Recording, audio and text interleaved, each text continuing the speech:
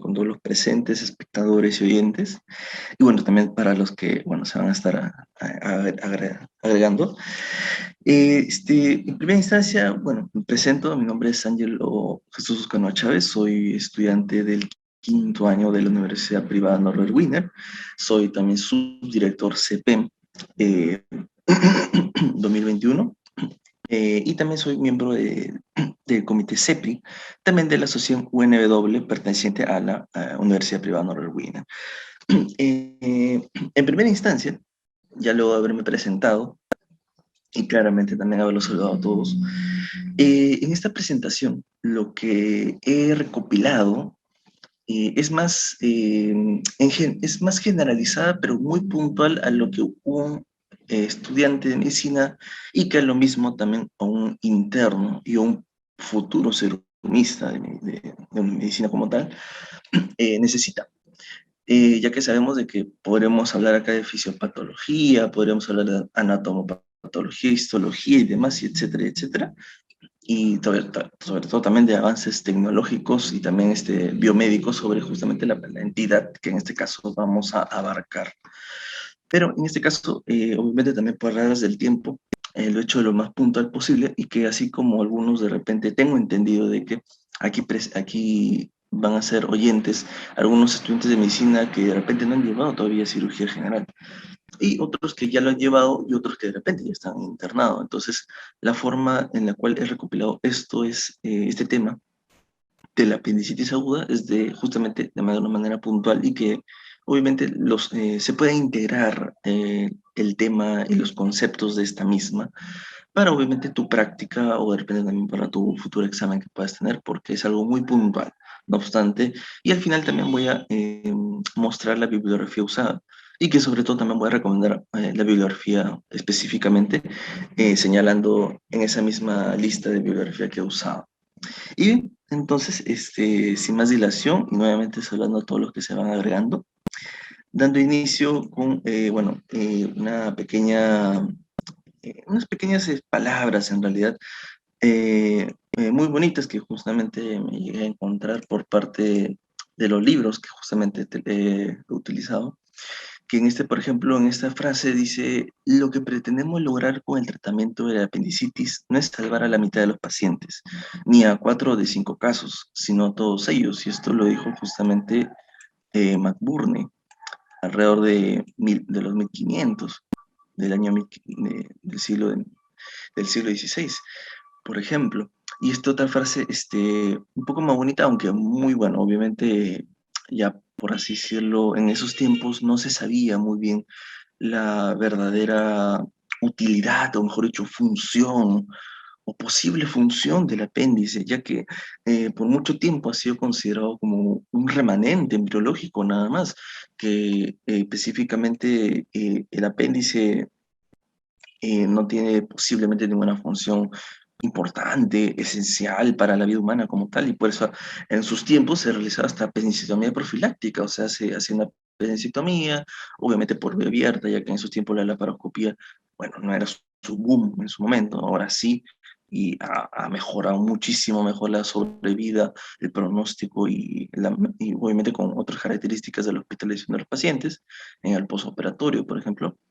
Y se consideraba que, bueno, no es meramente un remanente del intestino medio, ya que, por lo que sabemos, el apéndice alrededor de la sexta semana del desarrollo humano se comienza a desarrollar y se ve una ligera evaginación de justamente el intestino y ya aproximadamente en la octava semana de la gestación, o sea, el desarrollo humano, ya se evidencia una evaginación del intestino medio y eso se termina como ya sabemos, en el tracto gastrointestinal rota y termina pues apareciendo el apéndice en obviamente, región inferior derecha. No obstante, también ha habido algunas evidencias en las cuales se ha hallado el apéndice en otras zonas, hasta en flexura esplénica, en la flexura hepática también, o a nivel izquierdo, o sea, justamente a nivel del colon sigmoides, por ejemplo, y que la clínica de esos pacientes era muy diferente, obviamente, porque la zona es otra localización, ¿no? Entonces, justamente esta frase denota eso, nos deja en claro que justamente eso es lo que pensaba, porque, por ejemplo, resulta sorprendente y a la vez humillante que un pequeño órgano que no realiza ninguna función útil en el hombre tan a menudo origine problemas que sin un tratamiento apropiado e inmediato puede tener consecuencias mortales y cuya causa no comprendemos del todo. Esto fue mencionado, por ejemplo, por eh, Basil Mosón, quien, bueno, es un autor, bueno, es uno de los dos autores que hicieron un libro de anatomopatología gástrica, por ejemplo, alrededor de 95 fue publicado. No tenía nuevas ediciones, así que es un poquito desfasado, por así decirlo, para el momento, ¿no? Pero de todas maneras es un libro y, bueno, es un buen libro de anatomopatología gástrica, por ejemplo, llamado Moson and Dawson's Histopathology, ¿no? Anatomopathology gastric. Técnicamente estas frases nos denotan eso. Por así decirlo, McBurney ya muchos de repente lo habrán leído, lo habrán escuchado. Es un punto doloroso a nivel abdominal. Obviamente hay un montón de puntos a nivel abdominal.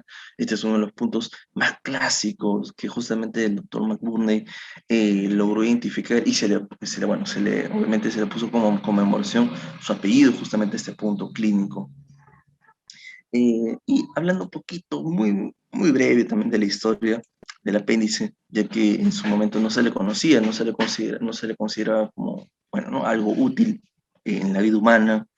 En primera instancia nosotros tenemos recopilación, mejor dicho, registro de su existencia del apéndice, que alrededor de, bueno, mejor dicho, gracias al gran Da Vinci, por ejemplo, alrededor, ya que, bueno, ya sabemos que fue un gran pintor y que se adentró mucho a la pintura anatómica, por ejemplo, ¿no? Alrededor de 1492 aproximadamente hizo su primera pintura en la que justamente estaba el apéndice.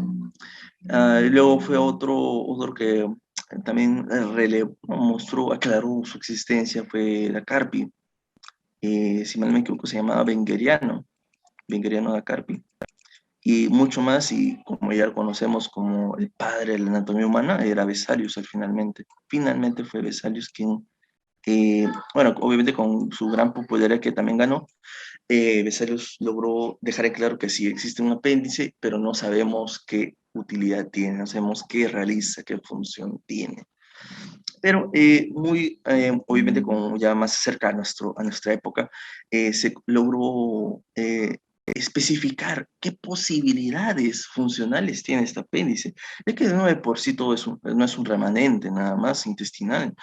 O sea, se ha especificado que el apéndice contiene específicamente E. coli bacteroides, o sea, un tipo de bacterias, anaerobios, en otras palabras, gram negativos también, E. coli, ¿no? En ese caso.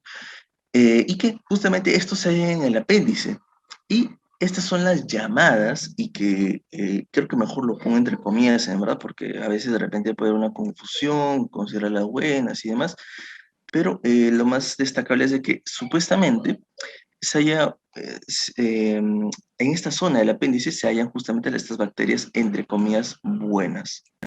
Y que pongo entre comillas porque, a ver, no toda bacteria de por sí es buena, ya que al final de cuentas es parte de nuestra microbiota humana normal, sí, pero en caso de una alteración a su medio, o sea, en un caso de que haya alguna obstrucción, en este caso una obstrucción del lumen apendicular, estas bacterias obviamente proliferan en mayor medida y bueno, si se complica, causando un riesgo vital al paciente como tal. Entonces, estas bacterias no de por sí, por eso le pongo entre comillas buenas, porque, o sea, es parte de nuestra microbiota, nos ayudan a subsistir, obviamente nos ayudan a, bueno, en palabras más coloquiales, decir, metabolizar y degradar, enzimatizar los alimentos y obviamente también nos brinda nutrientes y demás. Entonces convivimos con estas bacterias, entre comillas, buenas, ¿no? Pero no de por sí son buenas en todos los casos, o bueno, mejor dicho, no en todas las situaciones.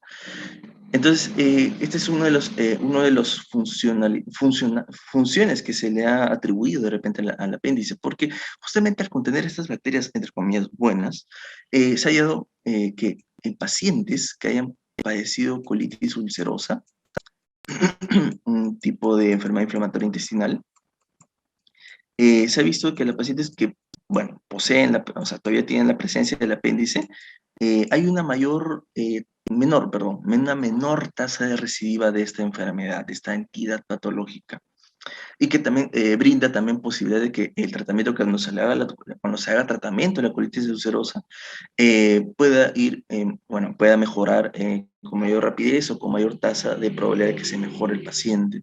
Eso, en cambio, bueno, obviamente los estudios que han evaluado que en pacientes apendicectomizados, sin apéndice, se ha ido con un ligero peor pronóstico que los pacientes que sí lo tienen. Ese es uno de los casos, por ejemplo, una de las enfermedades, por ejemplo. También se le ha atribuido a la enfermedad de Crohn, no obstante, no es muy clara esa relación. Así que, solo para tenerlo en cuenta, ¿no? Que tiene relación con enfermedades inflamatorias intestinales. O sea que sí, sí tiene una funcionalidad. De repente todavía no muy aclarada, pero tiene algo que ver, tiene algo que, por algo que existir en nuestro cuerpo humano como tal. Otro, por ejemplo, también se ha hallado su apoyo con el sistema inmunitario, bueno, sistema inmunológico, en otras palabras, unas palabras más correctas, ¿no? En las cuales justamente el apéndice tiene una gran secreción, bueno, obviamente estamos hablando del tracto gastrointestinal y parte del moco, ¿no? Técnicamente de las mucosidades se halla una gran proporción de IgA, por ejemplo, ¿no? Inmunoglobulina IgA. Y que justamente se halla una gran proporción, o sea, una gran cantidad de inmunoglobulinas tipo A que son secretadas con el moco del apéndice como tal, por ejemplo. Y esta es una de las dos funciones, por ejemplo, que se le han atribuido al apéndice como tal, y que de por sí, así por así, no solo es un remanente intestinal eh, que no tenga ninguna función u utilidad en el cuerpo humano como tal, ¿no? En la fisiología humana. La razón por la cual justamente la apendicectomía profiláctica fue muy debatida y controvertida en su momento, y que ahora en nuestra época ya no se realiza, obviamente, por evitar justamente estas complicaciones a futuro en el paciente. Y bien, ya hablando ya un poco más, entrando más, profundizando más el tema, la epidemiología, bueno, en nuestro medio he tratado de buscar justamente antecedentes científicos en nuestro medio. Es un poco difícil ya que debido a la apendicectomía laparoscópica, eh, que ha venido muy bien, en realidad, bajando la incidencia de las apendicitis complicadas y no complicadas, y también porque ahora con el apoyo de imagenología, ¿no? De las imágenes de exámenes auxiliares como la TAC, la tomografía y la ecografía, que se ha estado mejorando con el tiempo, esto conlleva de que se puedan identificar las apendicitis bueno, en una fase más temprana, y que de esa manera se puede tratar al paciente. Y bueno, ahora, por ejemplo, por la pandemia, ya no se estaban realizando apendicectomías laparoscópicas y por vía abierta, o sea, por vía convencional, por el hecho de, obviamente, para no exponer en más riesgo a bueno, ¿no? Obviamente a los médicos que la realizan. Por eso se está utilizando la antibiótico-terapia, ¿no? Un tipo de manejo de la apendicitis no quirúrgica, que también en su momento ha sido muy controvertida y debatida, por ejemplo, ¿no? Porque la apendicectomía como tal es el método quirúrgico que totalmente resuelve este cuadro y que también evita al paciente que padezca una recidiva de esta apendicitis, por ejemplo.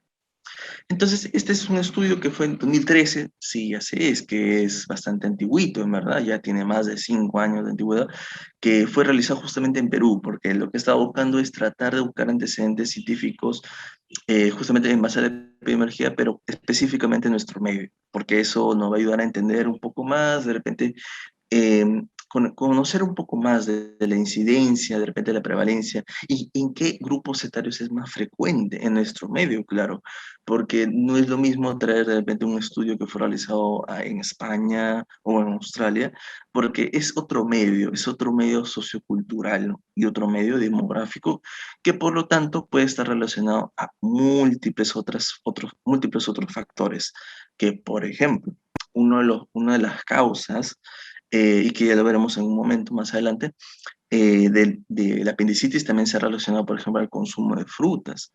al consumo de algunas frutas o vegetales que puedan conllevar a la obstrucción del lumen apendicular y esto conlleva una apendicitis como tal. Entonces, ya, bueno, obviamente por localización demográfica, no todos los continentes tienen la misma, mismo hábito alimenticio, mismo hábito sociocultural que se pueda poseer aquí en nuestro Perú. Entonces, en este estudio justamente se halló una gran incidencia, una gran tasa de incidencia de las apendicitis en base al grupo etario, específicamente entre el segundo decenio, o sea, alrededor de los menos 29 años, y mayor a los 60 años, o sea, en pacientes gerontes, en pacientes geriátricos en este caso. Bueno, aunque obviamente un paciente geronte es ya denominado desde mayor o igual a 65 años, ¿no? Ahora actualmente. Todo paciente que tenga mayor o igual a 65 años ya es considerado un paciente geriátrico como tal.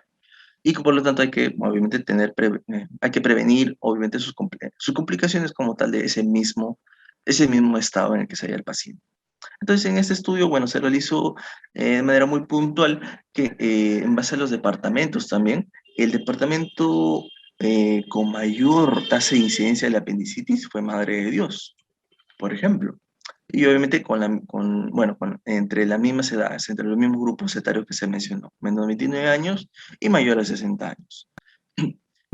Por ejemplo, en nuestro Lima, obviamente en este caso se hallaba en una tasa de incidencia de 14,3 y una tasa de incidencia de 11,2 en los grupos etarios de menos de 29 años y, bueno, entre 30 y 59 años como tal.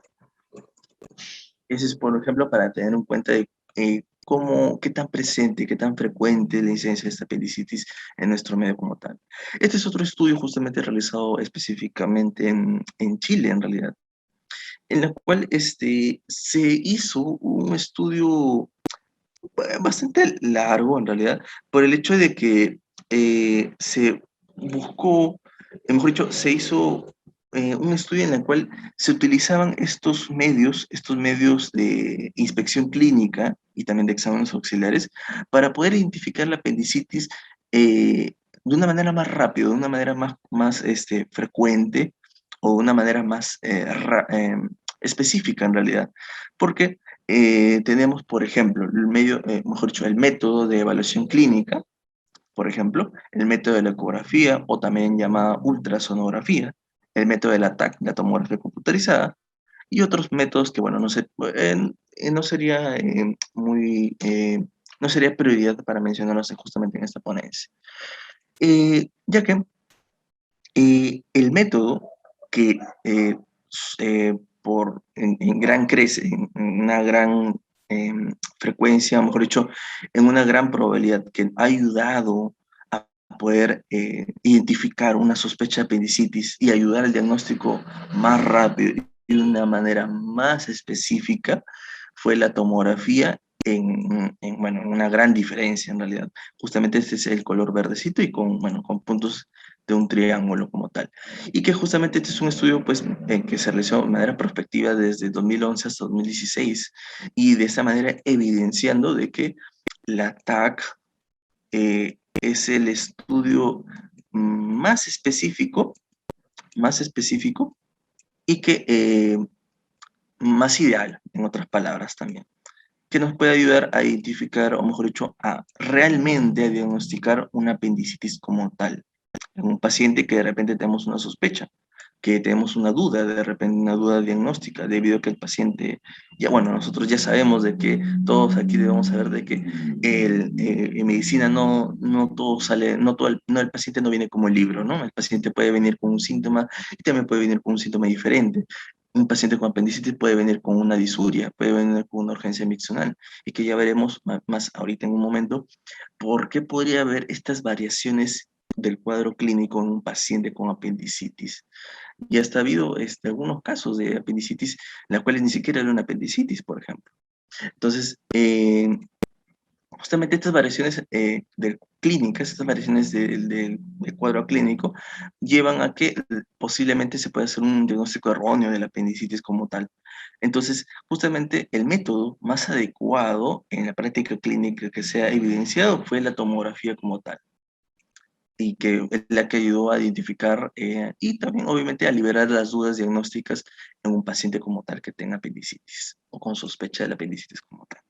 La evaluación clínica se ha mantenido con el tiempo también, en este estudio justamente se evidencia, de que no ha ido, no ha ido en decreción, o sea, no es deficiente en este punto del hecho de que la evaluación clínica sí puede ayudar al diagnóstico de una apendicitis como tal, pero debido a estas diversidades clínicas, estas diversidades del cuadro clínico que puede, con el cual manifiesta el paciente, eh, brinda también una gran posibilidad de entrar en una duda diagnóstica como tal.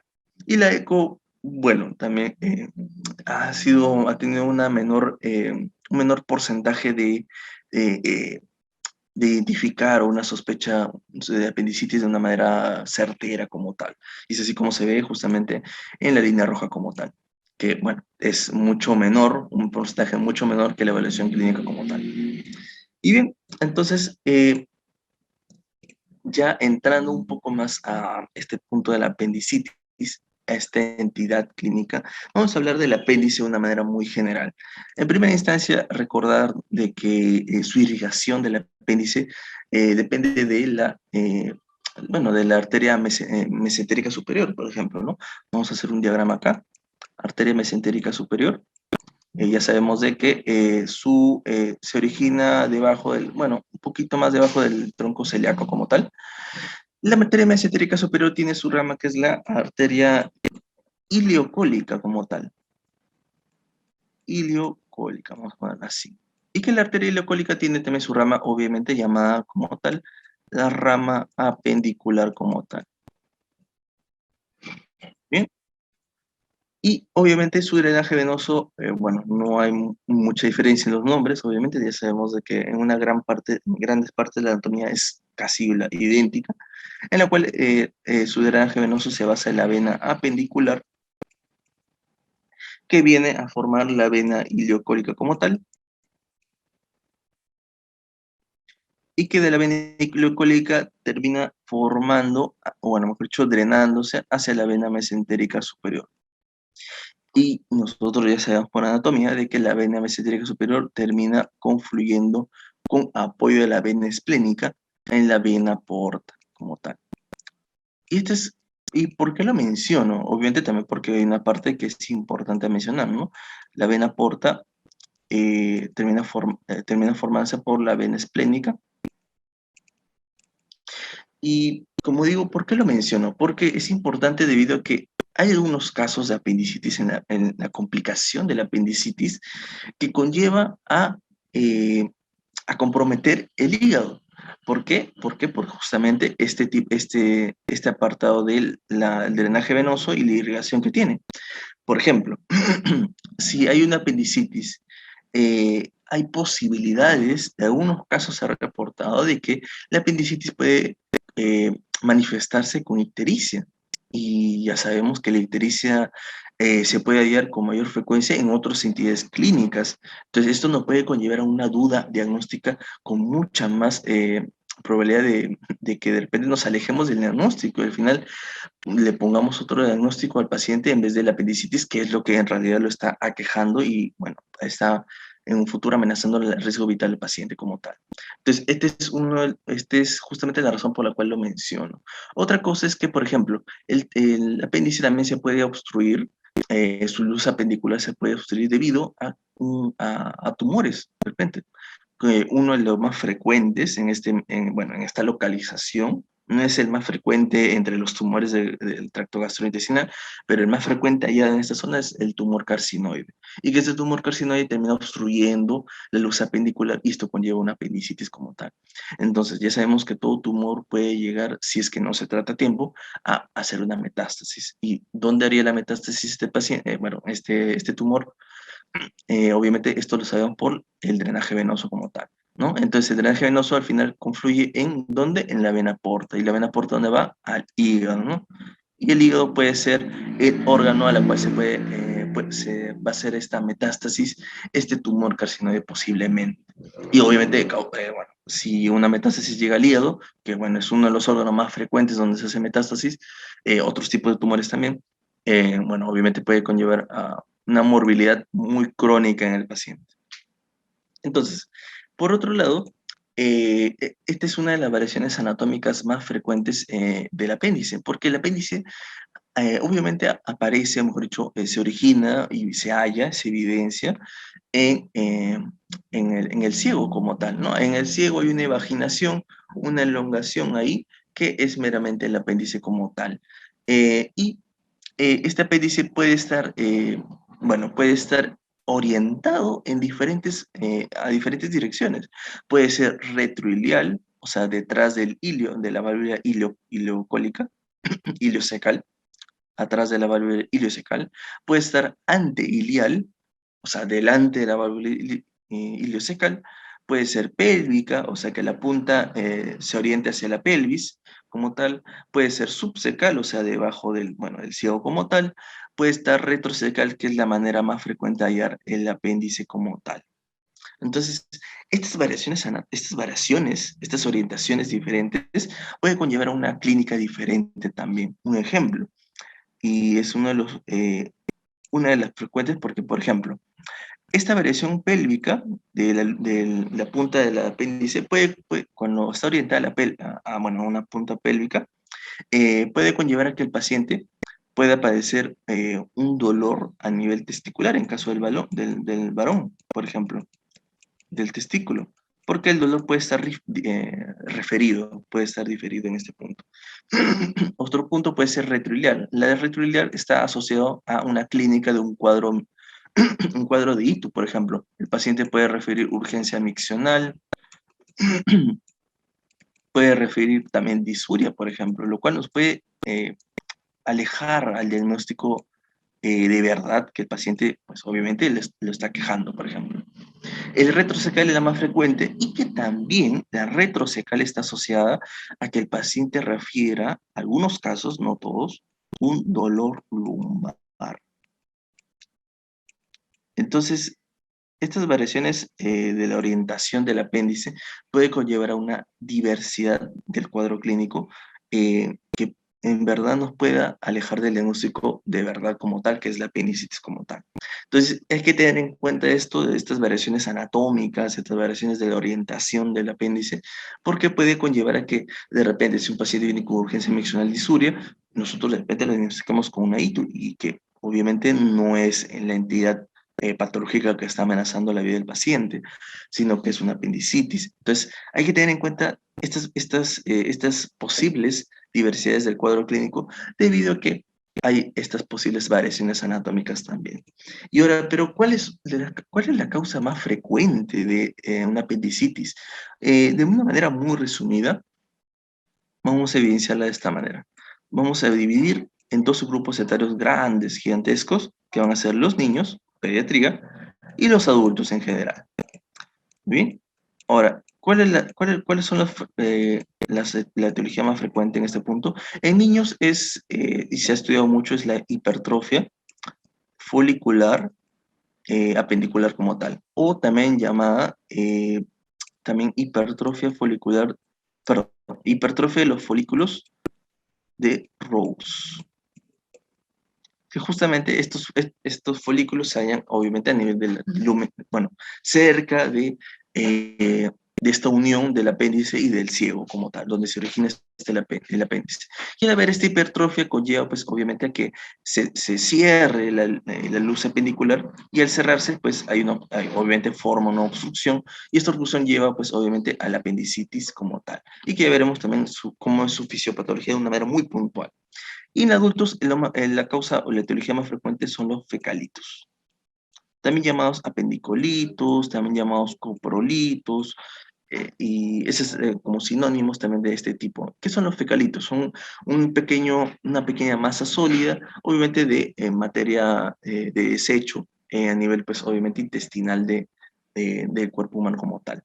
Pero también se ha hallado la frecuencia, una evidencia en estudios de que el consumo específicamente de semillas, o sea, por ejemplo, frutas, el membrillo, por ejemplo, también, o cualquier otra fruta que tenga de repente semillas chiquititas, que el consumo de estas y de repente no haberlas digerido de una manera muy adecuada o correcta o difíciles de digerir, puedan estas semillitas, bueno, obviamente llegar a nivel del ciego y, ¡puc!, ¿no? Simplemente la semilla se obstruye acá, ¡pum!, cierra el lumen apendicular y, bueno, esto obviamente va a causar una apendicitis como tal. También se ha hallado, estos son los tipos de causas más frecuentes de una apendicitis como tal. Ahora, este punto es la parte más importante, que vamos a hablar del cuadro clínico y también de su fisiopatología, de una manera muy esquematizada y que la vamos a ver de esta manera. Estas son las fases de la apendicitis, ya de repente algunos la habrán visto: la congestiva, la supurada, la necrosada y la perforada. Eh, Entonces, en la fase congestiva, de por sí, vamos a tener unas características. ¿Qué va a pasar en la fase congestiva? Lo que va a suceder es que en la fase congestiva, independientemente de la causa, sea por una hipertrofia folicular, apendicular, o sea por un fecalito, un coprolito, lo que va a suceder es de que se va a obstruir el lumen o la luz apendicular, en otras palabras. ¿Y qué va a suceder en primera instancia al obstruirse esta luz? Lo que va a suceder es de que el flujo linfático va a reducirse, va a disminuir. ¿Por qué? Debido a esta obstrucción. Luego, del flujo linfático, que es el primero en disminuir, luego va a ser el flujo venoso. Entonces, al haber disminución del flujo linfático y venoso, ¿qué va a suceder con el apéndice?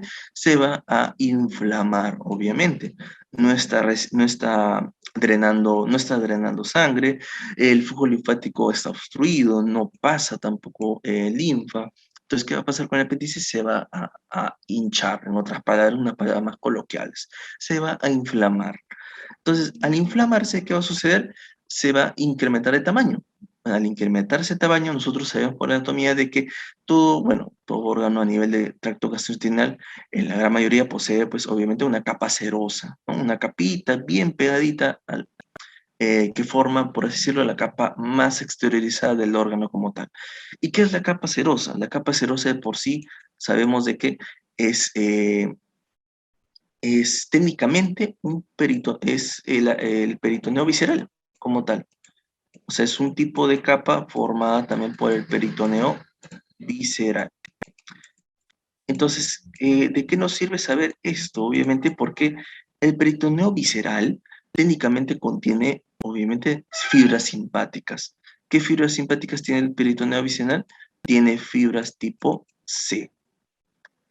Ahora, ¿se acuerdan de anatomía y de ciencias básicas? Las fibras tipo C contienen, son de tipo, tienen una característica muy peculiar, ya que estas fibras nerviosas tipo C tienen axones no mielinizados, o sea, no mielina, no tienen mielina. Y al no tener mielina, ¿qué va a suceder al no tener mielina? Es de que al estirarse, o sea, al estirarse esta apéndice, al inflamarse, al incrementar el tamaño, va a distender esta serosa. Al distender esta serosa va a haber un estímulo de esta serosa como tal. Al haber estímulo, va a haber estímulo de las fibras simpáticas. ¿Y qué fibras simpáticas tiene este tipo de peritoneo visceral? Fibras tipo C. Estas fibras tipo C van obviamente a transmitir la información, obviamente convertida a eléctrica, y esta información va a ser muy difusa, muy poco específica. ¿Por qué? Porque estas fibras no están mielinizadas, no son específicas. Entonces, ¿cuál va a ser la clínica que se va a evidenciar en esta fase congestiva? La que se va a evidenciar es un dolor visceral. El dolor visceral, nosotros sabemos por clínica de que es un tipo de dolor tipo sordo, difuso, no especificado, no localizado, muy mal localizado, la verdad. Y es por eso que el paciente refiere un dolor a nivel del abdomen. El paciente puede referir, por ejemplo, un dolor a nivel epigástrico, a nivel obviamente el cuadrante epigástrico, o también puede referir un dolor periumbilical, por ejemplo. Entonces, este dolor es muy difuso y muy mal localizado, en una manera resumida. Y ya sabemos por qué. ¿Por qué? Porque hay estímulo de las fibras tipo C, fibras simpáticas tipo C, del peritoneo visceral, que es la capa serosa del órgano como tal. ¿Qué otra cosa más sucede en la clínica del paciente en esta fase congestiva, que es la fase más temprana, la más precoz de esta apendicitis? Es las náuseas y la anorexia. Bueno, también se puede evidenciar hiporexia, ¿no? También que es la disminución del apetito como tal. ¿Por qué las náuseas y la hiporexia? Debido a que estas son por estímulo simpático como tal. Esto es por estimulación simpática. Muy bien. Entonces, esta estimulación simpática va a conllevar que el paciente, uno, posea dolor visceral, que puede ser a nivel epigástrico o puede ser periumbilical, y otro que padezca náuseas y anorexia. La anorexia es algo muy peculiar justamente debido a la estimulación simpática y que también nos ayuda mucho a tener en cuenta si el diagnóstico del paciente es un abdomen que requiera un manejo quirúrgico. Muy importante. Todo paciente que de repente venga, ¿no? Con un dolor muy intenso a nivel, pues, obviamente, del abdomen y que te refiere a que tenga apetito, tiene apetito, o sea, que no está alterado el apetito, es muy probable de que ese abdomen, ese cuadro clínico con el, con el que el paciente viene, sea debido a una causa no quirúrgica, o sea, de que no requiere un manejo quirúrgico. Es muy probablemente, no siempre es certero eso, pero es muy probablemente para tenerlo en cuenta como un tip en la práctica clínica. Muy bien. Y eso sucede justamente en la fase congestiva y es razón por la cual en la clínica el paciente refiere un dolor visceral, unas náuseas y anorexias también. Y ahora en la fase supurada, ¿por qué sucede la fase supurada? Debido a que incrementa de tamaño el apéndice y debido a que el flujo linfático ya está obstruido, el flujo venoso también obstruido. ¿Qué va a pasar con justamente esta microbiota intestinal que se hay en el apéndice? Va a aumentar, va a haber un aumento en la proliferación bacteriana. O en otras palabras que también lo pueden hallar en libros, o bueno, también en artículos, es una translocación bacteriana. Va a haber una proliferación bacteriana en el apéndice como tal, y de esta manera formándose lo que es llamado, de una manera, en la práctica es llamada, bueno, es denominada de esta manera, que es el llamado caldo de cultivo. Muy bien. Así es como es llamado en microbiología, ¿no? Es cuando un órgano hueco es obstruido y al obstruirse, las bacterias en la zona obstruida, en la luz obstruida, comienzan a proliferarse. Entonces, obviamente hay una translocación bacteriana y es como si fuera bueno, no, es como si fuera un globito que tú lo obstruyes y meramente si hubieran bacterias adentro, estas bacterias tienen la zona o la situación ideal para proliferarse y crecer y, bueno, obviamente extenderse. Y de esa manera la llamada caldo de cultivo porque se forma como si fuera una olla, obviamente una olla cerrada con su tapa y que meramente se vuelve un caldo, ¿no? Y este cultivo porque está formado por bacterias. Entonces, ¿cuáles son los patógenos más frecuentes hallados en esta fase supurada? Es la E. coli y los bacteroides, o sea, gram negativos y anaerobios. La más frecuente en esta fase es la E. coli, en primera instancia. Es la más frecuente y en en mayor cantidad se halla la E. coli en la fase supurada. Y ahora, ¿qué pasa ahora en este momento? ¿Qué sucede? ¿Cuál es la clínica que se halla en estos pacientes? Es que es el dolor somático. ¿Cómo es el dolor somático? ¿Debido a qué más bien? Debido a que el apéndice comienza a crecer en mucho mayor tamaño y al crecer en mayor tamaño, pues conlleva a que haya compromiso del peritoneo parietal. Muy bien, ya en la fase superada hay compromiso del peritoneo parietal. Y haber compromiso del peritoneo parietal, ya estamos comprometiendo otro tipo de fibra, que es las tipos de fibra tipo A.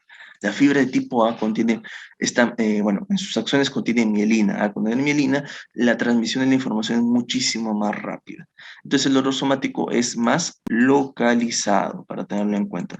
Razón por la cual en la clínica, al examen físico, se evidencia un dolor localizado a nivel de la fosa ilíaca derecha, en ese caso. Y en la fase necrosada ya se halla pues meramente un flujo arterial disminuido. ¿Por qué? Porque ya hay obstrucción a nivel de la irrigación, de la arteria apendicular. Entonces, al haber una disminución del flujo arterial, ¿qué va a conllevar en el órgano? A que se necrose. ¿Por qué? Por hipoxemia, por hipoxia tisular. ¿Y qué sucede ya en este punto? En esta fase necrosada los patógenos cambian porque hay que al ver una isquemia del órgano, los, los patógenos asociados que se extienden y proliferan con mayor frecuencia y con mayor rapidez son los bacteroides. La E. coli obviamente sí está presente, pero en mayor frecuencia son los bacteroides. Así como en la fase superior era mayor frecuente la E. coli, en este caso son los bacteroides. Y ya en este punto, pues obviamente es un órgano que está siendo necrosado, que por hipoxia tisular está obviamente muriéndose, en otras palabras. Entonces, en este caso, la clínica es más sugestiva porque hay fiebre, debido a la isquemia de este órgano, conlleva al llamado síndrome de respuesta inflamatoria sistémica, lo cual conlleva, pues obviamente, a una inflamación sistémica del sistema del cuerpo humano como tal, o sea, en general, hematológico, y también con compromiso, pues obviamente, del sistema inmunológico como tal. Y esto conlleva también que el paciente se evidencie leucocitosis en laboratorio. Y ya por último, en la fase perforada, se evidencia, ya no hay características obviamente que la denoten, que sean peculiares en esta fase. Y los patógenos ya no son de importancia porque ya se haya pues una gran proliferación de los anaerobios y los gram negativos, pero ya no en el apéndice. O sea, ¿por qué? Porque ya no está cerrado, porque en este punto la perforación del apéndice conlleva que todo se vierta en el peritoneo. Y al vertirse todo este caldo de cultivo en el peritoneo, que conlleva al paciente a una gran mortalidad y que veremos más adelante cuáles son las complicaciones que puede suceder por una apendicitis. Ya en este caso, pues en la clínica, en el examen físico se hay un dolor a rebote, que es más sugestivo de pues obviamente una peritonitis como tal. Y estas es justamente las complicaciones que se pueden visualizar justamente en un apendicitis como tal. Uno, por ejemplo, es la masa pendicular. En la masa pendicular, ¿cuál es la más probable? El llamado plastrón. Ese es un tipo de masa pendicular. Otro tipo de masa pendicular es, por ejemplo, el absceso pendicular. Muy bien, entonces esta es la forma de las entidades clínicas de cómo se puede complicar la apendicitis como tal. Para tenerlo en cuenta, sí, el plastrón, o sea, de una manera más, su definición, es de que el peritoneo engulle al apéndice. Al engullir al apéndice, logra evitar de que el apéndice reviente, se perfore y que todo el contenido que hemos justamente en la fisiopatología lo hemos visto, se vierte en el peritoneo. Y al vertirse en el peritoneo conlleva de que, pues, obviamente, el paciente no se complique, no pase una peritonitis generalizada como tal, debido a esta formación de anaerobios y gram negativos en la luz apendicular como tal. Este es algo no tan frecuente, lamentablemente, porque los pacientes que, bueno, forman un plastrón, bueno, no tienen un riesgo vital de que obviamente el paciente pueda perecer, pero sí tiene un manejo. En caso del absceso, sí, obviamente también tiene un manejo. Y esto es para tenerlo en cuenta siempre en la práctica. Todo absceso siempre hay que drenar. Ese es el manejo, que no lo vamos a ver aquí, pero lo que vamos a ver acá, vamos a ver este apendicitis como tal, que tenga un manejo quirúrgico, pero así de manera muy puntual a saber, el absceso siempre, el manejo principal e inicial es drenar. Todo manejo se tiene que drenar. El plastrón tiene otro manejo, que es solamente antibiótico terapia y observación. Más observación. Muy bien. Ahora, en base a la cronología, hay que tener en cuenta lo siguiente, porque el plastrón o el absceso se pueden formar aproximadamente mayor a los 4 días. O sea, después de los 4 días que el paciente que cursa con un cuadro clínico de una apendicitis, dolor, fiebre, de repente también puede tener dolor a rebote, también un poco, eh, anorexia, náuseas, o hiporexia también, o sea, en laboratorio se llama leucocitosis, eh, el paciente pueda formar un plastrón o pueda formar, se puede complicar con un absceso como tal. Esa es una de dos formas de que se puede evolucionar, por así decirlo, el apéndice, la apendicitis como tal. Un plastro, un absceso. Y que esto sucede alrededor de los mayor a 4 días. Otra de las complicaciones, pues obviamente que sí son mortales, que pueden conllevar a un paciente a una gran mortalidad, es meramente la peritonitis como tal. La peritonitis ya es cuando se perfora y que lamentablemente el paciente, bueno, el sistema digestivo del paciente, el peritoneo como tal, no haya podido engullir el apéndice y que de esta manera, pues, bueno, el contenido del apéndice, pues, se vierte bueno, obviamente a nivel peritoneal, ¿no? Y la peritonitis es, bueno, obviamente la complicación que no se quiere llegar, que no se debe esperar hasta que el paciente llegue a este punto y que la peritonitis puede ocurrir entre las 24 hasta las 48 horas aproximadamente, razón por la cual al paciente hay que manejarlo rápidamente. ¿Por qué? Porque el paciente no va a venir a la hora 1, no va a venir luego de 2 horas no va a venir a las 2 horas posiblemente, ¿no? El paciente puede venir a las 16 horas cuando ha estado aguantando el dolor porque pensaba que es solamente un cólico, el paciente puede venir de repente acabando el día hasta a las 20 horas de evolución de este cuadro clínico, por ejemplo. Entonces, razón por la cual hay que manejarlo de manera rápida. ¿Con qué? Justamente lo manejo que vamos a ver más adelante. El diagnóstico de por sí se realiza en base a la clínica, y que además de la clínica también hay apoyo de los exámenes auxiliares, pero lo que vamos a destacar aquí es la clínica como tal. En la clínica vamos a evidenciar lo siguiente, vamos a evidenciar la siguiente cronología sintomatológica, que es el llamado cronología de Murphy. Murphy, ¿muy bien? Murphy llegó a evidenciar de que el paciente con apendicitis tiene una cronología sintomatológica de esta manera. El paciente en primera instancia refiere a anorexia, hay una alteración del apetito, el paciente refiere que ya no tiene mucha hambre, y que luego de eso comienza a sentir un dolor difuso, y que obviamente el dolor, como lo hemos visto en la fisiopatología, luego es localizado en la fosa ilíaca derecha. Luego es náuseas y vómitos, por ejemplo, el paciente refiere tener náuseas o que, bueno, se evidencia que el paciente te refiere de que he vomitado, ¿no? He comido algo y he vomitado, no lo he tolerado. Y por último es la fiebre. Entonces, esta cronología de Murphy es referente a la llamada una apendicitis con un cuadro de clínico típico, ojo, típico. Y bueno, una parte bonita pues de la medicina es de que no todo es típico y no todo es como viene del libro. Esta cronología de Murphy se aproxima alrededor por la bibliografía de que sucede un 30 hasta 50% de los pacientes, una apendicitis como tal. Entonces, no es hallada muy frecuentemente en todos los pacientes, ojo. Razón por la cual nosotros tenemos que apoyarnos ¿con qué? Con el examen físico. En el examen físico, eh, algo muy puntual a saber es que hay un montón de signos. Honestamente, hay alrededor de más de 30 signos de la apendicitis en el examen físico y no vamos a ver todos ellos, claramente. Vamos a ver los más puntuales y a saber, pues, los que sí o sí debemos saber para la práctica clínica y que nos va a ayudar justamente en la misma. Entonces, en este punto vamos a ver el punto de McBurney, el punto de Morris y el punto de Lance. El punto de McBurney y que la imagen, pues, bueno, se presta justamente para eso, es, por ejemplo, que nosotros hacemos una línea imaginaria entre la espina ilíaca derecha, bueno, anterior superior derecha, y la cicatriz umbilical. Nosotros hacemos esta línea imaginaria y la dividimos en tres, o sea, 1 y 2, ¿no? 1, 2, 3, correcto. Entonces, ¿qué hacemos en este punto? Luego de esto, nosotros pasamos a identificar el punto entre el tercio medio externo, tercio externo y el tercio medial, bueno, el tercio medial como tal, y el punto que se halle justamente en esa zona, entre el tercio externo y el tercio medial, es el punto de McBurney. ¿Qué hacemos aquí? Nosotros en el examen físico presionamos y si el paciente refiere dolor o que es un McBurney positivo.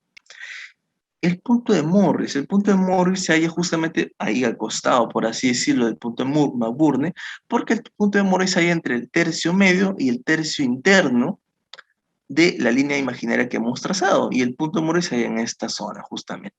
Nosotros presionamos y al presionar, pues evidenciamos de que el paciente es, bueno, es un dolor en fosa ilíaca derecha positivo, es un Morris positivo como tal. Otro es el punto de Lanz. El punto de Lanz, nosotros tenemos que hacer otra línea imaginaria. Es la línea imaginaria biespinal, entre espina y espina. Entonces nosotros tenemos como referencia la línea alba como tal, la línea alba la divide acá. Entonces esta línea biespinal se divide entre derecha y izquierda, ¿ok? Y luego de hacer esto, nosotros dividimos nuevamente en tres. Hacemos así, pum, pum. Mejor creo que con negrito que se ve mejor. Bien, nosotros dividimos en tres, así como lo hicimos arriba. Muy bien, perfecto. Entonces, luego de hacer esto, nosotros identificamos el punto de Lanz. ¿Dónde se localiza el punto de Lanz? Entre el tercio externo y el tercio medio, justamente casi debajo. Bueno, esto depende también de la contextura y del abdomen del paciente, pero en unas palabras más ideales se halla justamente debajo entre pues, bueno, justamente el punto de punto McBurney y punto de Morris, pero en un diámetro transverso como tal. Y hay otro punto que es también frecuente saber, que es el punto del escene. El punto del escene, específicamente hablando, se halla dos traveses de dedo sobre, o mejor dicho, superior, sobre encima del espina ilíaca anterior superior. O sea, un través de dedo, otro través de dedo. Correcto, ya va uno. Acá tenemos una referencia, correcto. Luego hacemos dos traveses de dedo por fuera o externa a esta referencia. O sea, un través de dedo, otro través de dedo, referencia, un través de dedo, otro través de dedo y pum. Aquí en esta zona se hallaría el punto del escene. Muy bien. Y estos justamente los puntos, bueno, puntos dolorosos que puedan hacernos sospechar de una apendicitis en el paciente. Hay que tener en cuenta lo siguiente porque el punto del escene es muy importante. ¿Por qué? Porque el punto LSN nos ayuda a identificar si es que este apéndice es retrocecal. Si es el apéndice retrocecal. Porque si es LSN positivo, lo más probable y lo más a sospechar es que el apéndice es retrocecal. ¿Y de qué nos ayuda esto? Obviamente nos ayuda, pues obviamente para el manejo quirúrgico, para saber cómo entrar, saber dónde vamos a hallar el apéndice y que de esa manera, pues ahí entremos, bueno, se entre por, obviamente, bueno, lo más frecuente y lo más ideal sería entrar por una apendicectomía laparoscópica y entrar directamente justamente a la zona retrocecal para poder realizar justamente la apendicectomía como tal. Ese es la más importante. ¿Por qué? Porque como mencioné la variación anatómica, la variación anatómica más frecuente es la retrocecal. Ahora, hay que tener en cuenta de que existen muchísimos más puntos, como mencioné. Por ejemplo, está el signo de Geneux de así sí, se menciona así, que nos ayuda a poder sospechar si es que hay una peritonitis. ¿Cómo es el signo de Geneux? Es de que tú presiones cualquier punto del abdomen, en general, literalmente cualquier punto del abdomen, y el paciente refiere un dolor y también tú percibes una defensa en el abdomen. O sea, tú presionas y sientes una defensa, como si estuviera duro el abdomen. Hay otro que es el signo de Robson, por ejemplo. El signo de Robson. ¿Cómo es el signo de Robson? El signo de Robson es que tú, bueno, en esta fosa ilíaca derecha, aquí, en esta fosa ilíaca derecha, perdón, fosa ilíaca izquierda, disculpen, fosa ilíaca izquierda, nosotros presionamos en la fosa ilíaca izquierda y el paciente va a referir un dolor. ¿En qué zona? En la fosa ilíaca derecha. ¿Por qué sucede esto? Es que en el signo de Robson, tú al presionar la fosa ilíaca izquierda, haces que los gases colónicos se regresen, o sea, sean retrógrados y los gases, pues obviamente, pasen a la parte seca, a la parte del ciego, y que obviamente se distienda, debido a qué? A los gases, a este aire. Entonces, al distenderse, causa dolor del apéndice como tal. ¿Por qué? Porque hay una zona inflamada, que es el apéndice como tal. Y es por eso que el paciente refiere dolor en la fosa ilíaca derecha cuando presionas la fosa ilíaca izquierda. Y bueno, hay muchísimos otros signos más, pero lo más frecuentes y como mencioné, a saber y a destacar son estos puntos que he mencionado como tal. McBurney, Morris, Lance, Lessen. Bueno, el Robson también. El Genome Monsieur es más para, bueno, en caso de una apendicitis que ya haya tenido una complicación de una posible peritonitis sea localizada o también puede ser generalizada. Entonces, hay una gran variedad de signos en verdad, pero esto es para tenerlos en cuenta y los más destacables a saber en la práctica clínica. Y que también te pueden preguntar cuando rotes también en tu práctica. Y ¿cuál es otra manera del diagnóstico? Es que nosotros nos apoyamos con escalas. Hay un montón de escalas, ojo. Hay específicamente 3 escalas que vamos a verlas en un momento rápidamente, y que en este caso es la escala de Alvarado, que es la más frecuente a usar, escala de Alvarado como tal. ¿Cómo es la escala de Alvarado para tenerla en cuenta? Así es que la escala de Alvarado se basa. El paciente refiere, mejor dicho, el paciente refiere que el dolor que antes le dolía en el epigastrio, ahora le duele, o que le dolía en la zona periumbilical, por aquí, por el mesogastrio, por la boca del estómago, también el paciente puede referir, y que luego ahora el dolor me duele aquí, doctor, aquí justamente en esta zona, y tú evidencias que es la fosa ilíaca derecha, o que eso quiere decir que hay migración del dolor. Esto vale 1 punto. El paciente refiere tener alteración del apetito, ya no tiene hambre, o de repente no tiene ganas de comer, que anorexia. El paciente refiere que quería comer, pero no lo toleraba y que luego eso lo vomitó, por ejemplo. Ok, eso sería por vómitos. O el paciente refiere tener náuseas al ver la comida, no tiene ni apetito y tiene náuseas al ver la comida. Otro punto. Dolor en cuadrante inferior derecho. Vale 2 puntos para tenerlo en cuenta. Es uno de los puntos de la escala de Barrow que vale 2 puntos. Dolor rebote. Este es el signo de Blomberg. Este es el signo de Blomberg. El signo de Blomberg de por sí nos hace sospechar un poco más de una peritonitis, porque es debido a que, ¿cómo se hace el signo de Blomberg? Tú presionas en la fosa ilíaca derecha y al comprimirla, luego al soltarla estrepitosamente, o sea, brutalmente retiras los dedos de la presión que realizas, y el paciente refiere un dolor inconmensurable, un dolor que hasta te puede gritar diciéndote, doctor, ¿qué sucede? ¿Por qué me hace eso? Entonces, ese es el signo de Blome positivo. Ese es el signo del dolor al rebote. Y que vale 1 punto para tenerlo en cuenta. No es que vale más que el dolor en cuadrante inferior derecho, ojo. Si el paciente, tú evidencias, le pones el termómetro y hay fiebre, mayor a 38 centígrados, por ejemplo, ¿no? Ok, fiebre, una febrícula en este caso, ¿no? Y la leucocitosis, que es meramente un signo, bueno, es un punto laboratorial y que vale 2 puntos. Y por otro lado está la división izquierda. Pero hay que tener algo en cuenta con la división izquierda, es que ya ahora se ha estado utilizando un poco más la escala de Alvarado modificada, en la cual la división izquierda ya no se cuenta, ya no se toma en cuenta la división izquierda, razón por la cual el total sería de 9, ya no de 10.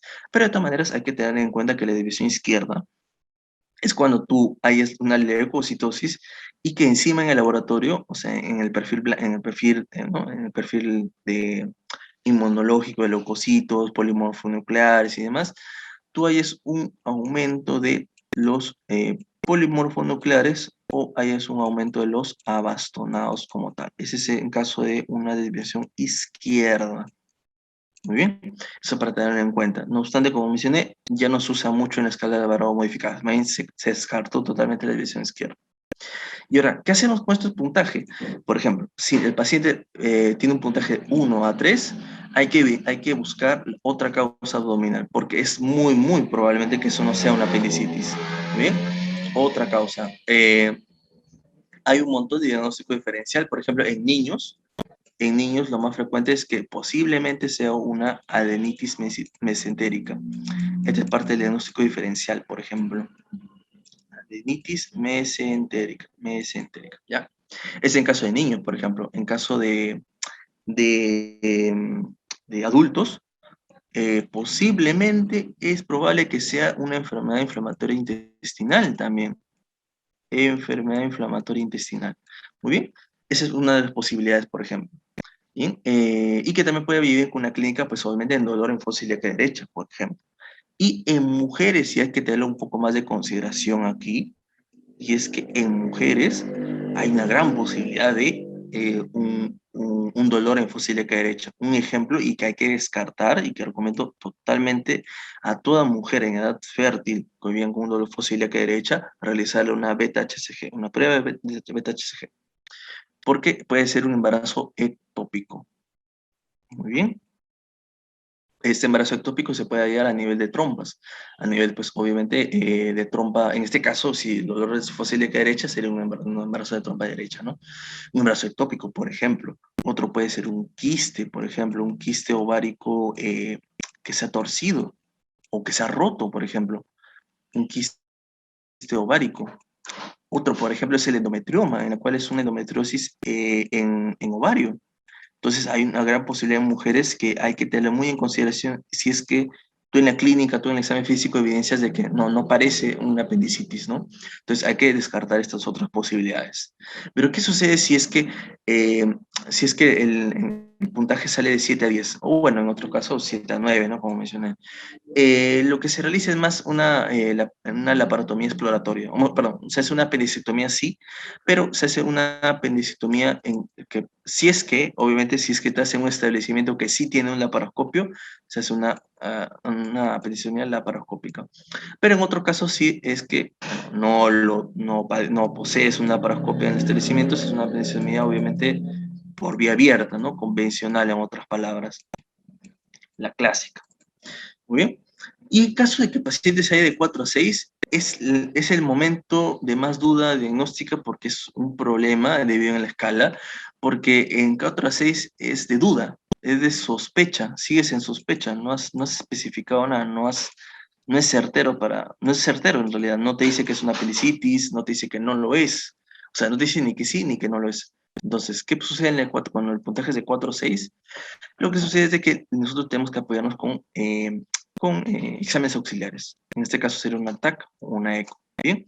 ¿Qué sucede si es que el paciente que tiene un puntaje de 4 o 6, haces una TAC, perdón, haces una ECO, por ejemplo, o haces una TAC y de repente no es concluyente, te dice el que realizó la imagen de que no parece una apendicitis, pero como que está un poco inflamado el apéndice, no lo sé, doctor, estoy confuso, estoy un poco en duda. En estos casos, el paciente lo tienes que dejar en observación. Aproximadamente entre 8 a 12 horas de observación, lo tienes que dejar al paciente en observación para ver cómo evoluciona su cuadro clínico del paciente. Obviamente, luego de 8 a 12 horas, tú realizas nuevamente la escala de Alvarado, lo evalúas en el examen físico y ya te puedes guiar pues, si el puntaje baja o el puntaje aumenta, ¿no? Entonces, de esa manera ya tú defines si el paciente en realidad tiene una apendicitis o no. Y ahora, ese punto de revisión, que es de una manera muy rápida, no vamos a verlo porque son 3 escalas, es que como mencioné anteriormente, hay varias escalas en la apendicitis, pero las más destacables son la escala de Alvarado, como mencioné, la escala de Ayer y la escala de Ripasa. Bien, estas 3 escalas son buenas bueno, ¿no? Para la práctica, sí, pero en este estudio por Bolívar y colaboradores se especificó de que las escalas con mayor margen para identificar a una verdadera apendicitis que requiera un manejo quirúrgico rápido y temprano es la escala de Alvarado y la escala de Ripasa. La escala de Ayer terminó siendo, bueno, muy baja especificidad, no, perdón, tenía una baja sensibilidad en realidad, lo cual conlleva pues de que de repente pueda salir positivo en un paciente que ni siquiera padece una apendicitis complicada. Entonces, es lo que justamente se vio en esta revisión y esta comparación, este análisis que se hizo en este artículo que por Bolívar y colaboradores. Entonces, razón por la cual la escala de Alvarado, y que es la más conocida también, la recomiendo porque obviamente es más sensible para identificar pacientes que sí padezcan una posible apendicitis, que sí requiere un manejo quirúrgico inmediato. Igual que la escala repasa también, pero la más rápida, y obviamente como vemos acá hay una más datos que la escala de Alvarado. La escala de Alvarado es más fácil de saber y memorizarse, ¿no? De saberla y integrarla. La escala de repasa es un poco más grande, pero de todas maneras sería bueno emplearla en la práctica como tal. Entonces, ahora veríamos los exámenes auxiliares que se realizan. Uno es la eco, que es justamente la que está acá. Esta es una eco abdominopélvica.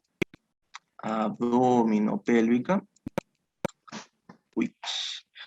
Y la segunda es una TAC como tal. Muy bien, entonces en esta eco abdominopélvica y bueno, en esta TAC claramente, lo que vamos a evidenciar en imágenes, lo que te va a referir el doctor de imágenes, es que va a evidenciar lo siguiente. El apéndice, en el eco, en la TAC, van a tener los criterios, van a tener los mismos criterios para identificar si es que es una posible apendicitis. ¿Cuáles son los criterios para identificar una apendicitis en imágenes? Van a ser dos. Uno, que por ejemplo, el diámetro del apéndice, eh, el diámetro como tal, sea mayor a 6 milímetros. Bien, ese es un criterio. Segundo, que la pared apendicular, esta pared apendicular, sea mayor o igual a 2 milímetros. Esos son criterios sugestivos con imágenes de que nos harían pensar una apendicitis. Algo peculiar en la eco es que la eco tiene una muy baja especificidad. Lamentablemente, a veces cuando se hace una eco, a veces ni siquiera se identifica el apéndice en realidad. Por lo cual, la más recomendable a realizar es la TAC, literalmente. El ataque es el examen auxiliar que te va a ayudar a liberarte de dudas de un diagnóstico posible de apendicitis, ¿no? Y obviamente manejar al paciente rápidamente. Hay un signo en la ecografía que es el signo de la diana o arco de fuego, por ejemplo, que si es que se evidencia el apéndice en el eco, es como se puede evidenciar. Es el llamado, como digo, signo de la diana o signo del arco de fuego. Pero hay que tener lo siguiente en cuenta, y es que lamentablemente, en toda mujer en edad fértil no siempre le vas a realizar un ataque, porque ¿qué tal si la paciente está embarazada y no lo sabe, ¿no?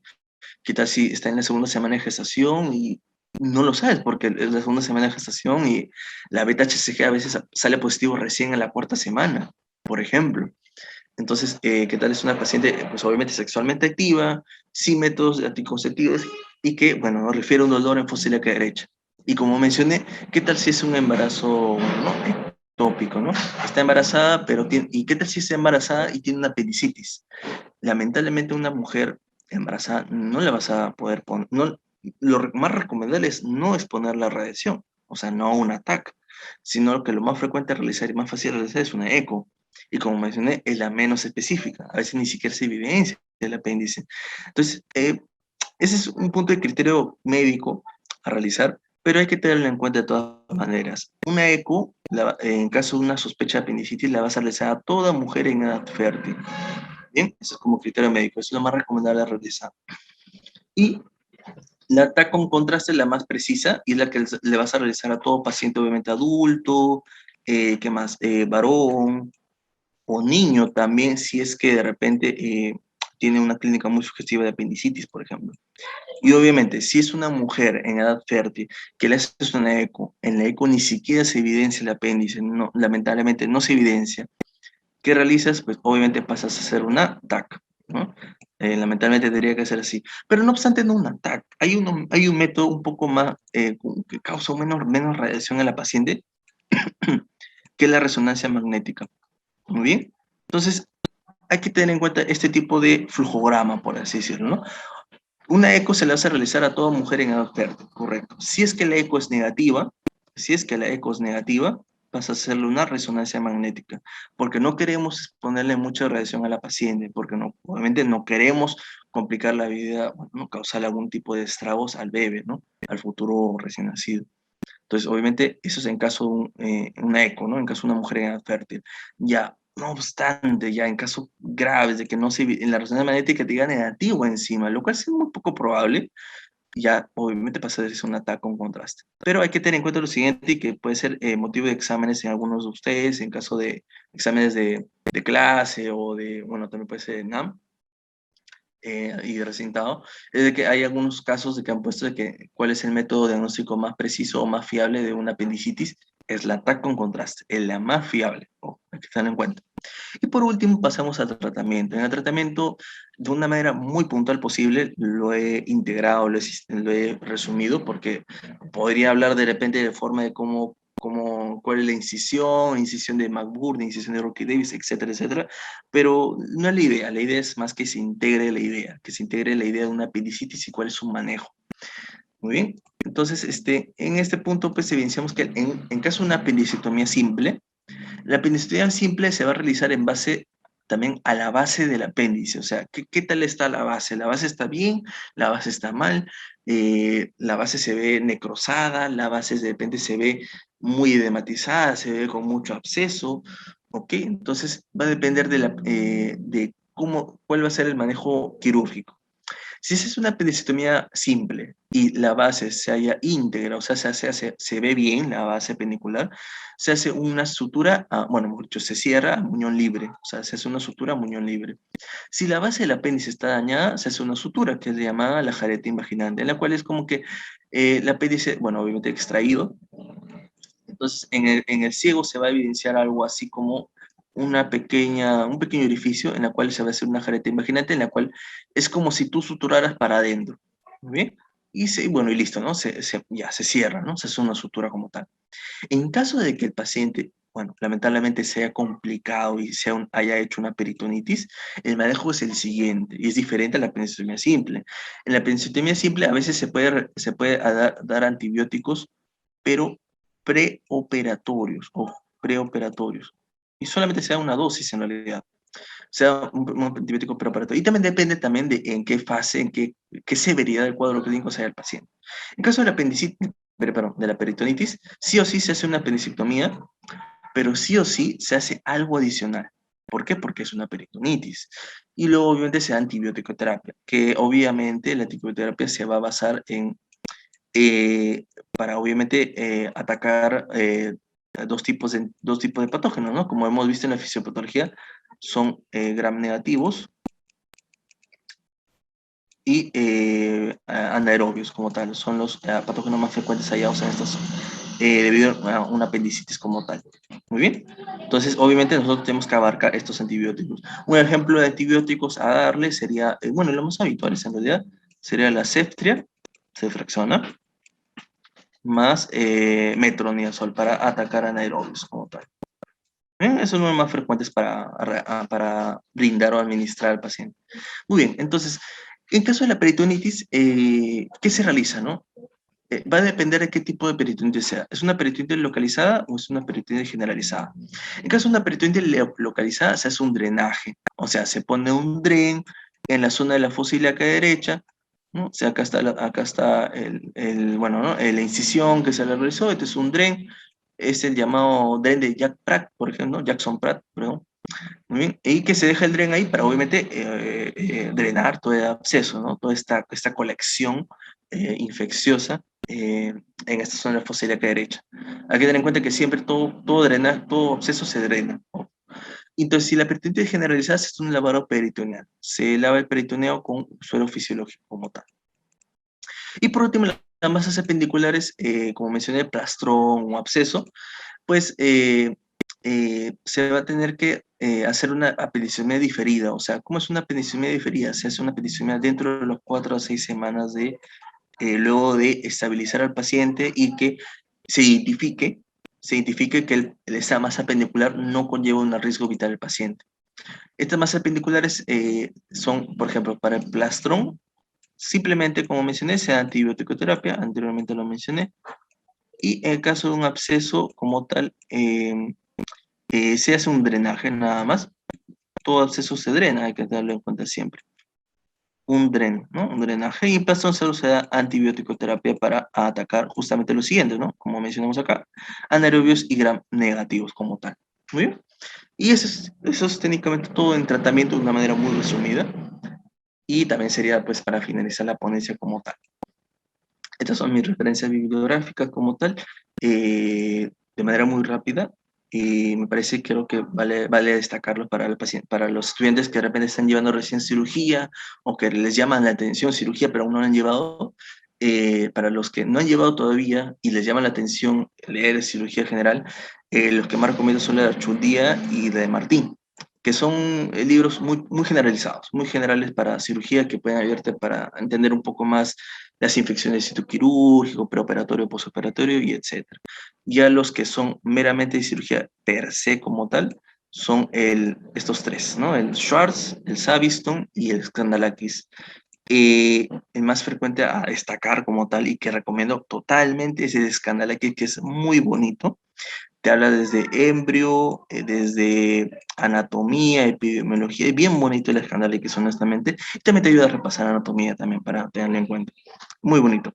Y listo, pues eso sería todo por mi ponencia. Muchísimas gracias. a los presentes y espectadores y oyentes también.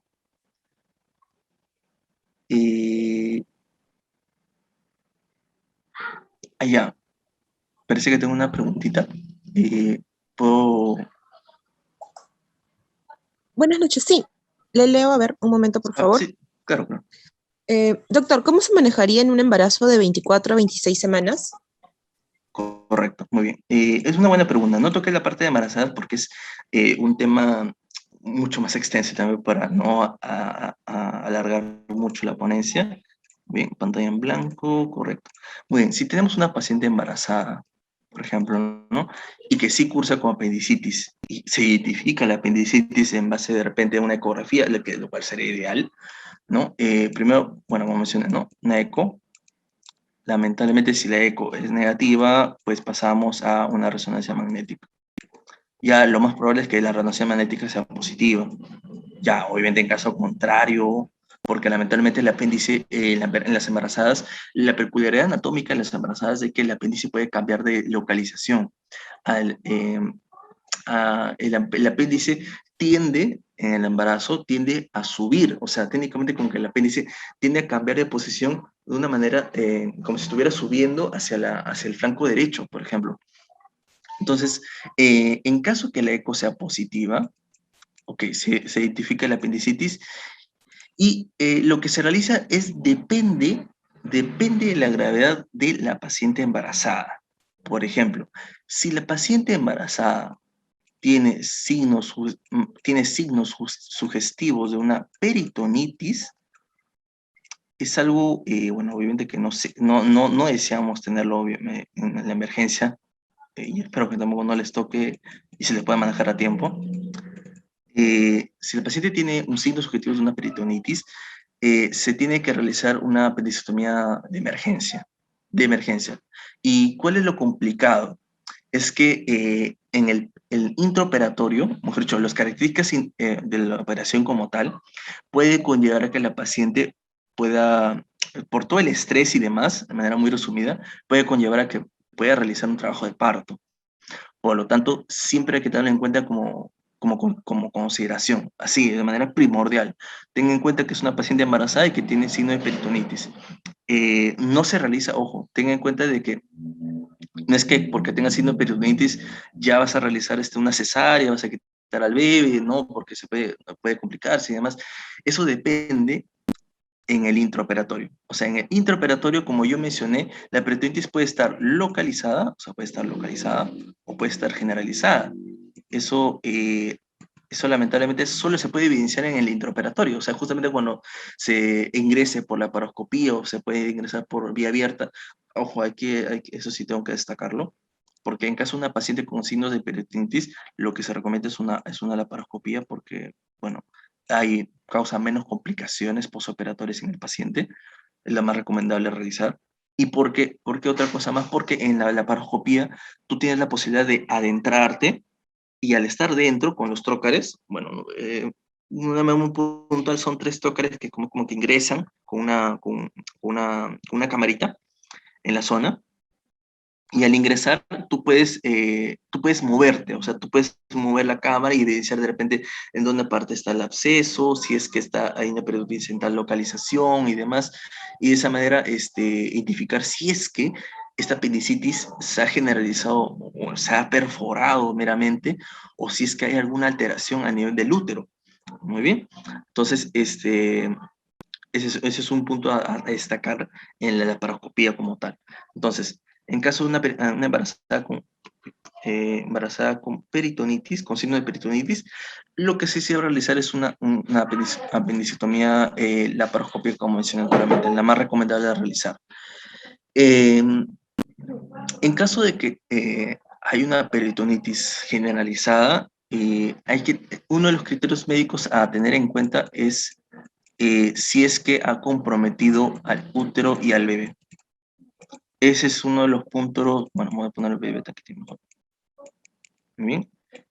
Es uno de los puntos a tener en cuenta como criterio médico. Ahora, este es un punto bastante avanzado, la verdad, Esto es en caso un caso grave, una embarazada con signo de peritonitis y que tú puedes sospechar que sea local o generalizada. Si es local, se puede hacer una peristomía laparoscópica sin problemas. Ojo, se puede hacer un drenaje, se puede entrar con la paroscopía y se puede hacer una pericitomía tranquilamente, sin problemas. Ojo, no es que una embarazada, pues bueno, en caso de una embarazada esté contraindicado. Pero como mencioné, siempre hay que tener en cuenta consideración en la operación de que tú puedes causar un trabajo de parto por estrés a la paciente. Ahora, esto es en caso grave. Okay. En caso leve, en que sea una embarazada con una apendicitis, pero sin peritonitis, vamos a darle en cuenta mejor así, sin peritonitis.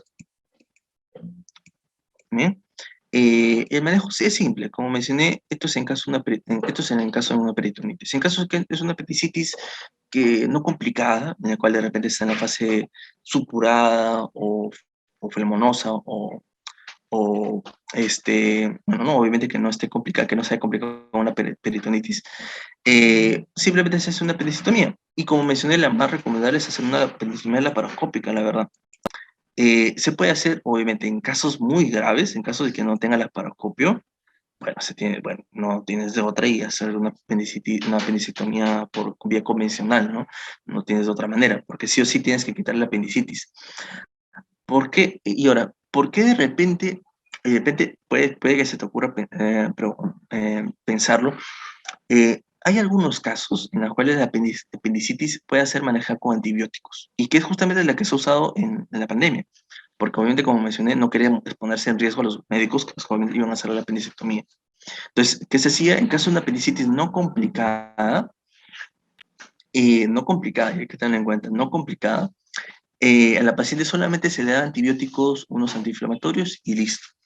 Tranquilamente se podía manejar la apendicitis, no se complicaba, no se perforaba y se puede hacer una apendicitomía diferida, o sea, luego de 4 a 6 semanas, cuando sea más estable la paciente, no haya complicaciones, no haya problemas. ¿Muy bien? Eso se realizaba en la pandemia, en realidad, en esta pandemia que hemos sobrellevado y atravesado. Bueno, y estamos atravesando. Y entonces, eso es en un caso de una apendicitis no complicada y que se pueda manejar con antibióticos. Obviamente en esta paciente embarazada se puede manejar con antibióticos, sí, pero hay que tener muy en cautela qué antibióticos usar. Ya sabemos que hay algunos antibióticos que pueden ser teratógenos y que puedan, obviamente, bueno, lastimar a nivel de desarrollo. Bueno, aunque 24 a 26 semanas, como preguntaste, ya es un punto en el cual ya está desarrollado el bebé, ¿no? Entonces, no hay, entonces, sí se puede dar un poco de facilidad a qué antibióticos utilizar en este tipo de pacientes no complicados o apendicitis no complicada.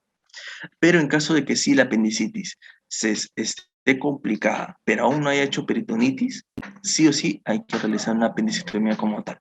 Y como mencioné, bueno, hay un poco de discusión entre hacer una vía abierta convencional o una vía laparoscópica. No obstante, la laparoscópica conlleva a una mejor pronóstico, la verdad. O sea, mucho mejor manejo. Hay menor posibilidad de infección de sitio quirúrgico, hay menor tiempo de hospitalización, hay hay mejor mejoría en el paciente posoperatorio, muchísimo mejor en la laparoscopía como tal. Y es así como, bueno, se puede manejar una embarazada como tal, de 24 a 26 semanas. Bueno, en este caso, como mencioné, ¿no? Por lo que veo, hay otra pregunta, creo. Ya, ok. En la apendicitis perforada con posterior peritonitis y sepsis, ya un paciente totalmente complicado, ¿cuáles son los antibióticos de primera línea y por qué? Muy bien, eso lo mencioné, bueno, en la parte de tratamiento. A ver, esto lo mencioné justamente, los medicamentos a utilizar con mayor frecuencia son el ceftriaxona y metronidazol. Obviamente la ceftra la puedes cambiar por cipro, por ejemplo.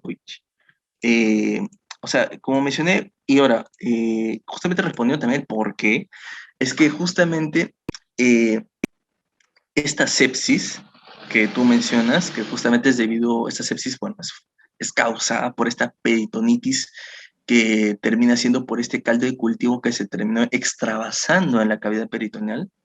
Pues como mencioné, este caldo de cultivo está conformado especialmente por dos tipos de patógenos, gram negativos y anaerobios.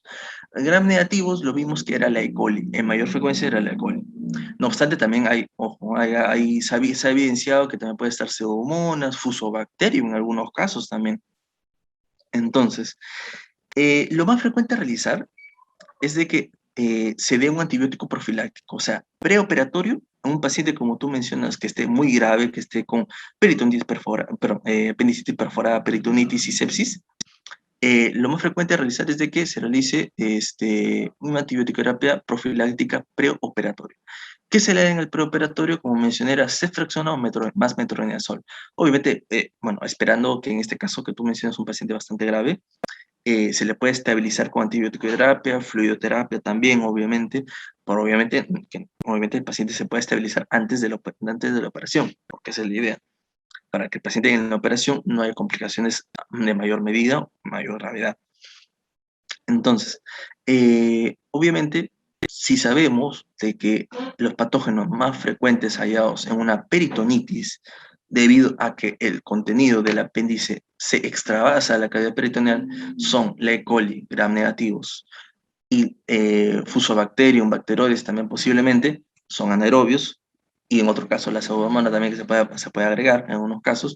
Nosotros bueno, se maneja, mejor dicho, se maneja con ceftriaxona más metronidazol. La ceftra, como digo, se puede cambiar por cipro. Depende pues también de lo que tengas también bueno, el establecimiento como tal, ¿no? Y obviamente optando más por la vía endovenosa porque es la manera a tratar al paciente, pues obviamente en caso de una sepsis. En caso de pseudomonas también se pueden dar algunos otros tipos de medicamentos, no obstante ya serían de mayor, bueno, obviamente mucho más amplio espectro, pero a destacar y lo que sí o sí tenemos que saber es de que la antibioticoterapia preoperatoria en caso de un paciente grave que tenga una peritonitis, que sea localizado, sea generalizado, ojo, hay que manejarlo preoperatoriamente con ceftra más metronidazol.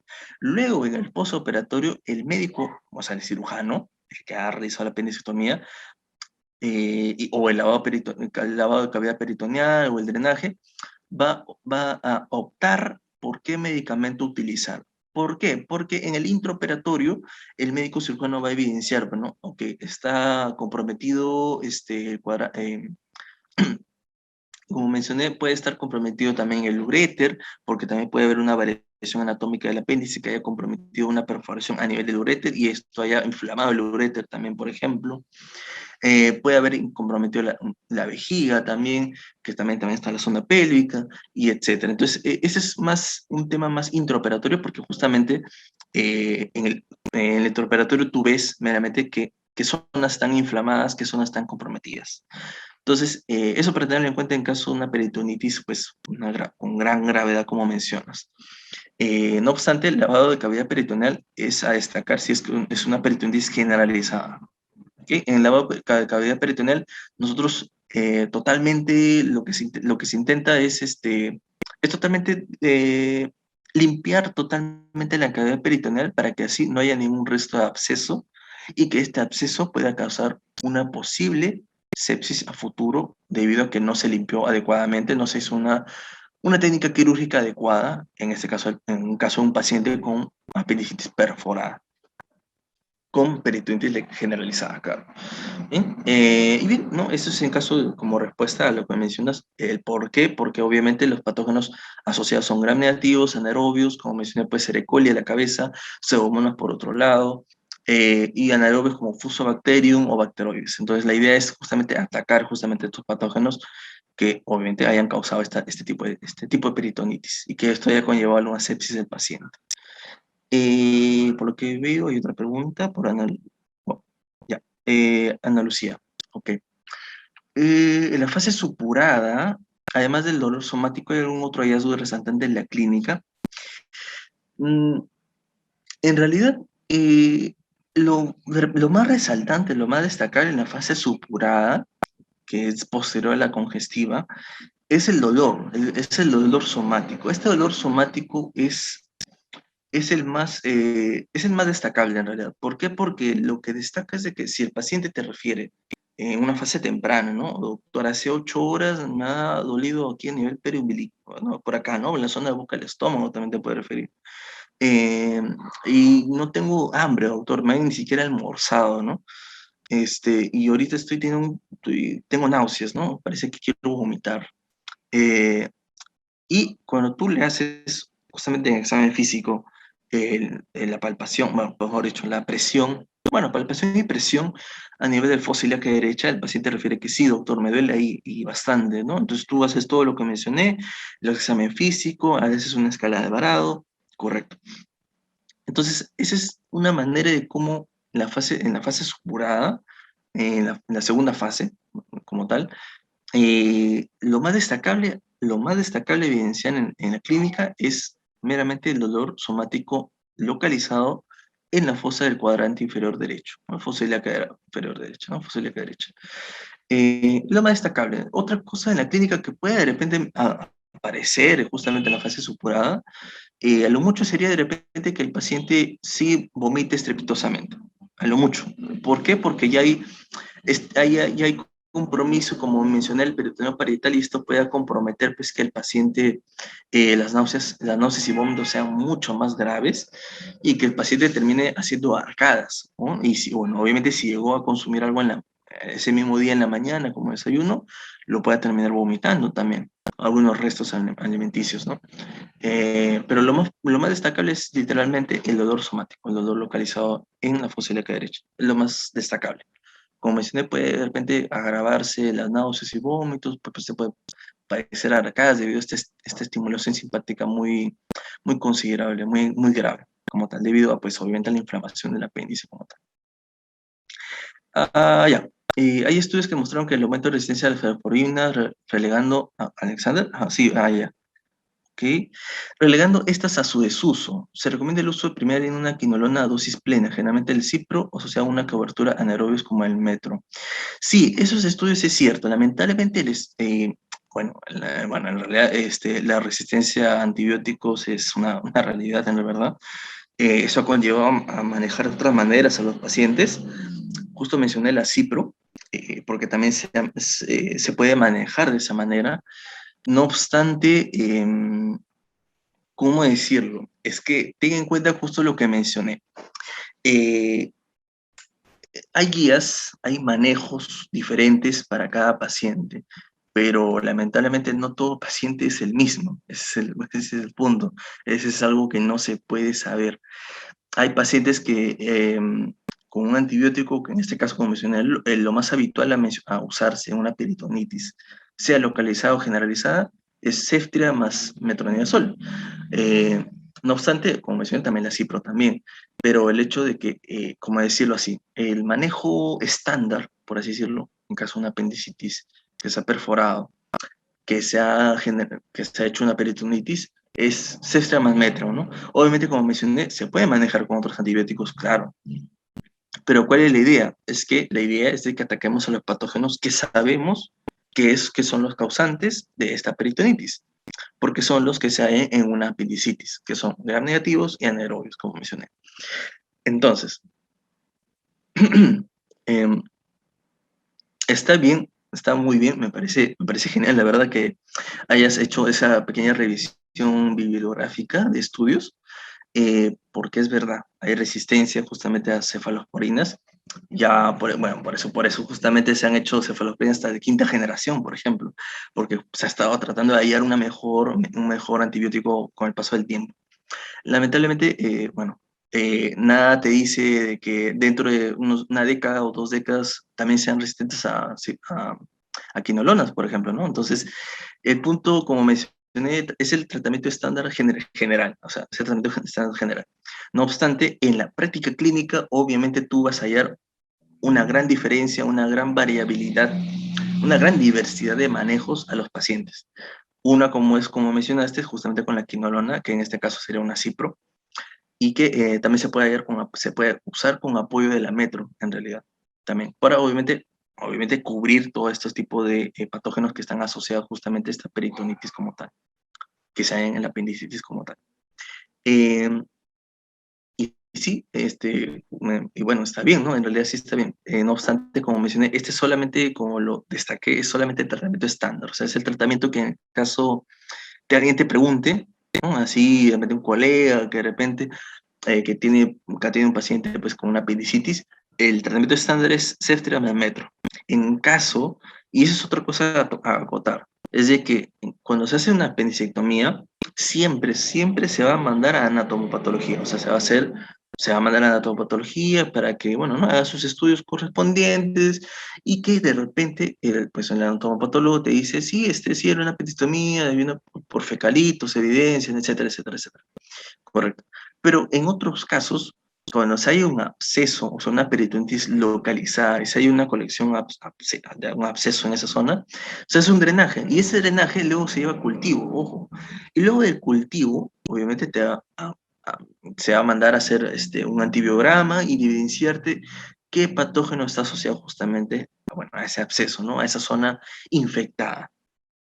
Por ejemplo, si tienes un paciente con sepsis, lo que le haces más rápidamente es estabilizarlo, le mandas un ECMO cultivo para saber qué patógeno es posiblemente el asociado, y listo.